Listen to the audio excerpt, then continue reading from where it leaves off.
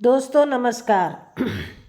कुछ कहना है तो हमारी भारत की जो परंपरा है वो संसार से थोड़ी अलग है।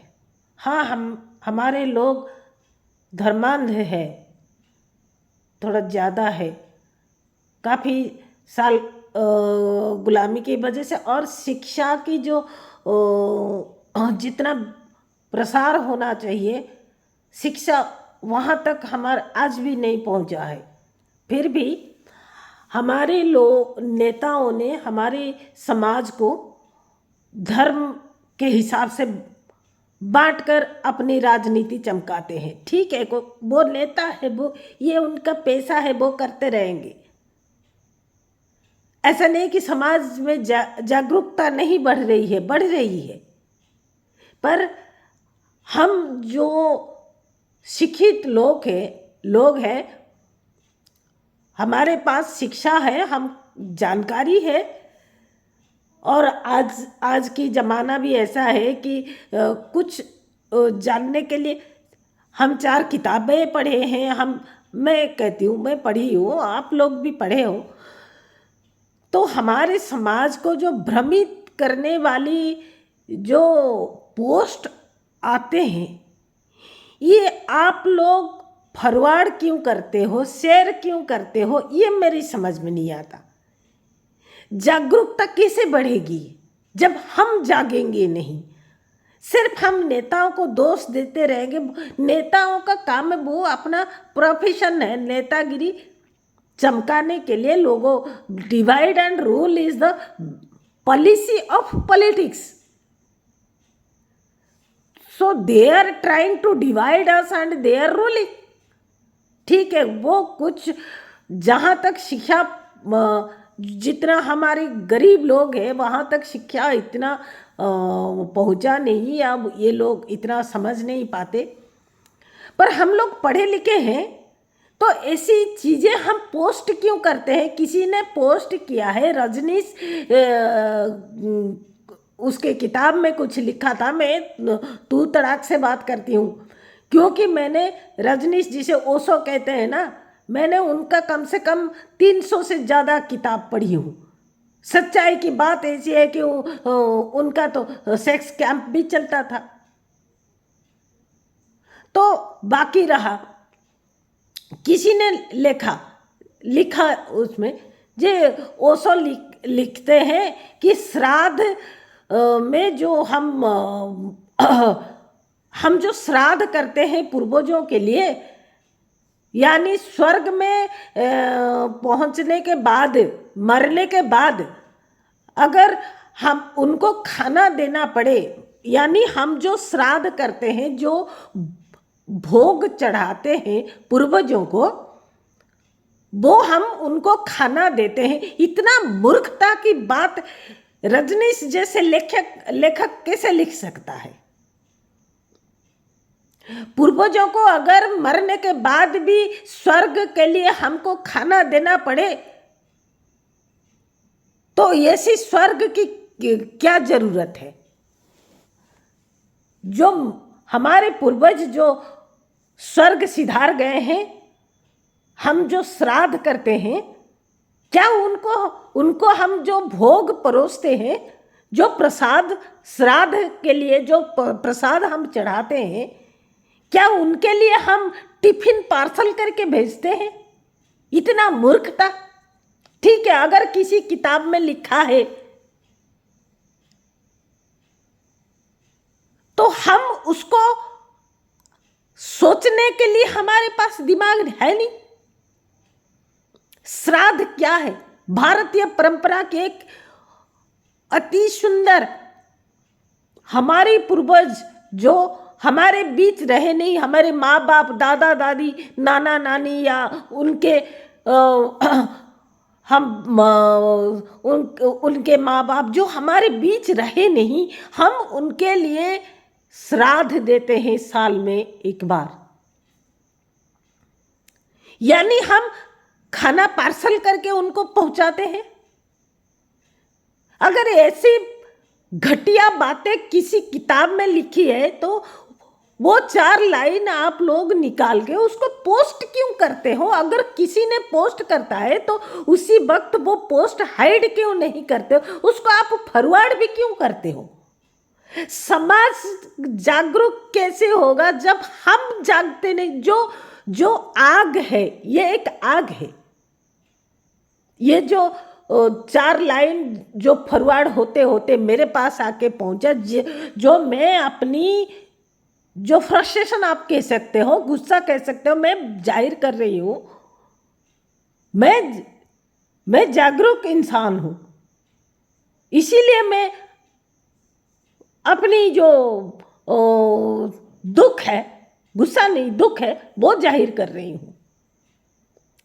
पूर्वजों को जो श्राद्ध देते हैं वो हम उनको टिफिन पार्सल करके स्वर्ग तक नहीं पहुंचाते। इतना मूर्खता तो कम से कम हम में नहीं होना चाहिए। अगर किसी किताब में लिखा है, चाहे वो कोई भी हो, कितना बड़ा लेखक हो, नाम उन्हीं का होता है जो नेताओं के चमचागिरी करते हैं। उनका क्या कहें, उनकी जो दलाली में जो साथ देते हैं, लेखक हो, कवि हो, जो उनका साथ दो, उनके लिए नेताएं पैसा खर्च करते हैं, उनके लिए पंडाल सजता है और उसी जरिए वो जो भीड़ इकट्ठा होता है, तो वोट बैंक बनाने के लिए ये सब जो ड्रामा चलता रहता है। अगर कोई लेखक ये सब लिखा हुए तो हम वो 4 लाइन निकाल के क्यों फॉरवर्ड करते रहते हैं?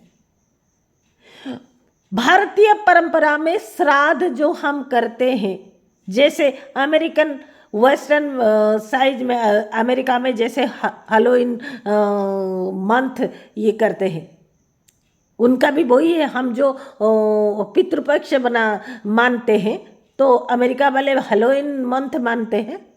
उनका भी अपना तरीका है पूर्वजों को क्या कहे, अपना श्रद्धा जाहिर करने का। तो हमारी श्राद्ध में हम जो प्रसाद परोसते हैं, कोई फल कोई फ्रूट्स परोसता है, कोई खाना बना के, जैसे भात, दाल, सब्जी, मतलब घी बिना प्याज लहसुन का जो बना के, पिंड बना के जो हम परोसते हैं, तो साल में एक बार हम अपने पूर्वजों को उन श्राद्ध के जरिए अपने साथ होने का, अपने साथ जो उनके साथ जो हम खाना खाते थे, वो सुंदर एहसास को जीवित करते हैं। भारतीय परंपरा में श्राद्ध का मतलब हम पूर्वजों को स्वर्ग तक खाना नहीं पहुंचाते, हम उनके साथ इसी मर्त्य में, इसी पृथ्वी में जो उनके साथ समय गुजारे, या फिर मान लीजिए मेरे पैदा होने से पहले मेरे दादा दादी मर चुके थे, पर मेरे माँ बाप तो उनके साथ समय गुजारे थे। तो आज अगर मैं दादा दादी की श्राद्ध भी सेलिब्रेट करती हूँ, तो मेरे माँ बाप उनके माँ बाप के साथ, या मेरे सास ससुर जो उनके साथ कभी खाना खाए थे, या हमारे परिवार के लोग उनके साथ जो खाना खाए थे, वो समय को, वो सूक्ष्म जो स्नेह प्रेम हम याद करने के लिए श्राद्ध करते हैं। श्राद्ध का मतलब ये नहीं कि हम अपने पूर्वजों को खाना स्वर्ग तक पहुंचाते। कैसी मूर्खता है यार! कुछ फॉरवर्ड करने के लिए, आप लोग पढ़े लिखे हो, कुछ फॉरवर्ड करने के लिए थोड़ा अपना अकल तो लगा लेते, अपनी सोच तो लगा लेते। और हमारे जो समाज के जो क्या कहे धर्म के ठेकेदार बैठे हैं, हमारे कुमार विश्वास जी, देश की बेटियों को रामायण भागवत पढ़ाते रहते, देसी कपड़े कैसे पहनना चाहिए, देसी कैसे होना चाहिए, भारतीय संस्कृति सिखाते रहते, पर उनकी लड़कियां तो लंदन में काफ़ी ग्लैमर ड्रेस पहन के घूमती है। तो हमारी भारतीय उनको अपनी कैरियर चमकाना है, उनको आगे चल के किसी पार्टी का टिकट पाना है, तो वो भारतीय समाज को पता नहीं। वैसे ही हमारे एक और लेखक है देवदत्त पटनायक जी, मैं काफ़ी उनकी किताबें पढ़ती हूँ, कुमार विश्वास जी की काफ़ी किताबें पढ़ती हूँ, उनकी कविताएं, उनकी काफ़ी जो कवि सम्मेलन करते हैं मैं काफ़ी देखती हूँ। हम देखेंगे पढ़ेंगे तभी तो हर चीज़ का जो मतलब है हम समझ पाएंगे।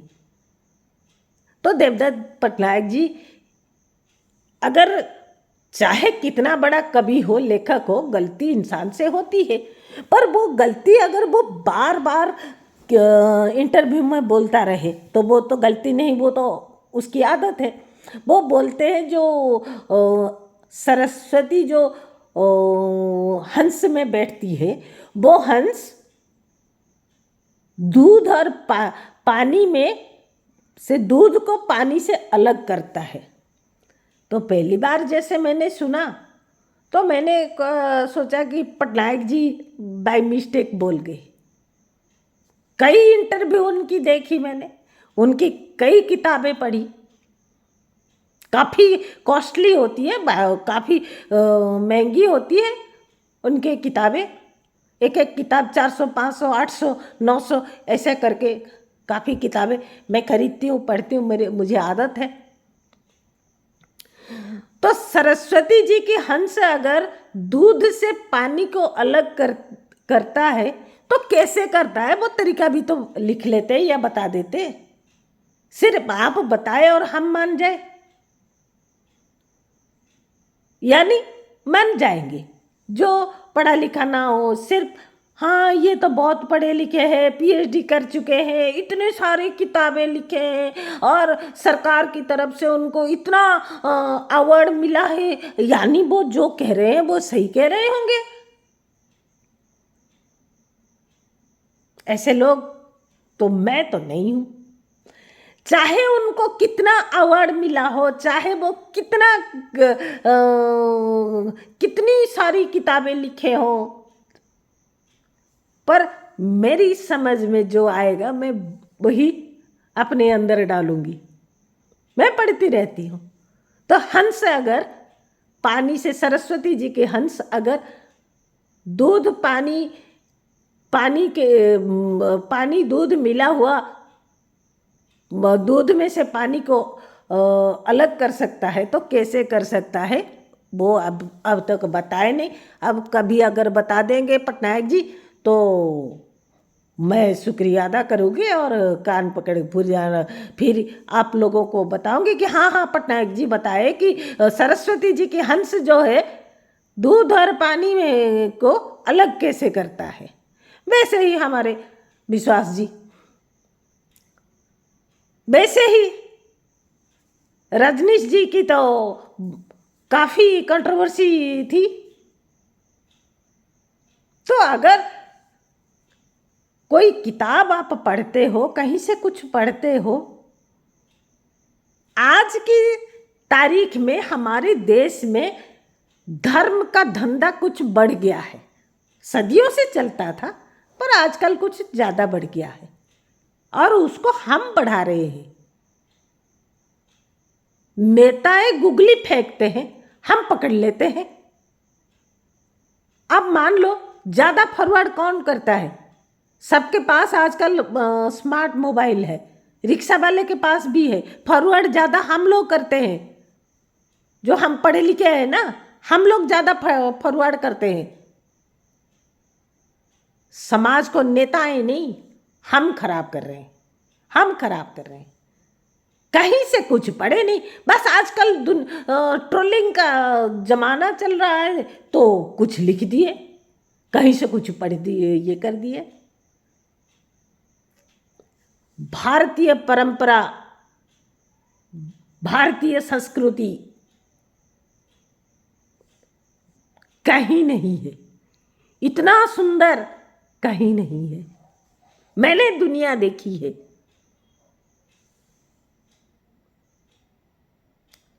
शायद ऐसी कोई कंट्री हो जिसके लोगों के साथ में बात ना की हूँ। मैं होटल मैनेजमेंट हूँ, 5 स्टार होटल में मेरा काम था और घूमती रहती हूँ।